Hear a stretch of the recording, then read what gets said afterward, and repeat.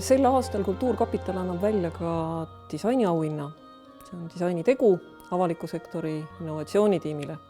Avaliku sektori innovatsioonitiim on siis kolmeliikmeline üksus, mis on ellu kutsutud 3 aastaks. Selle ülesanneteks on siis tuua nii uued töömeetodid kui ka tegelikult luua ruum, kus kohas siis erinevad osapooled erinevatest valitsemisaladest saaksid üheskoos probleeme lahendada.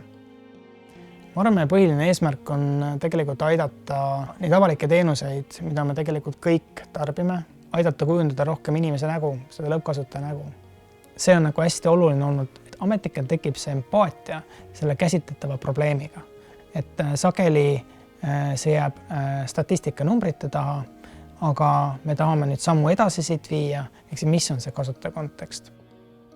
Ja kui me nüüd räägime haridusest kui sellisest, disainerid, sisearhitektid, arhitektid muudkui arenevad, et lõhe, mis tekib nüüd nende spetsialistide ja selle kasutaja vahel, ei ole võimalik enam aru saada, kus kohas on nüüd see geniaalsus, sest seda ei ole võimalik ka lõputult paberile kirjutada, kui teisel pool on teise keelekasutuse ja maailmavaatega inimesed.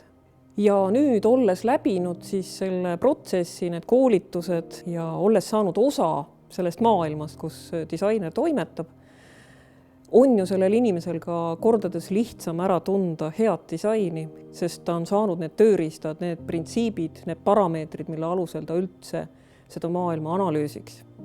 Meie laiem eesmärk on tõesti luua selline turvaline ruum, kus kohas esiteks üheskoos kokku tulla ja mitte tingimata ainult erimeelsusi lahendada, vaid mõelda, lahendada seda kasutajast tulevat muret. Ja loomulikult siis ka suund sellele, et me ei tegeleks ainult seadusloomega, vaid tegelikult me saame ka teist viisi neid protsesse mõjutada.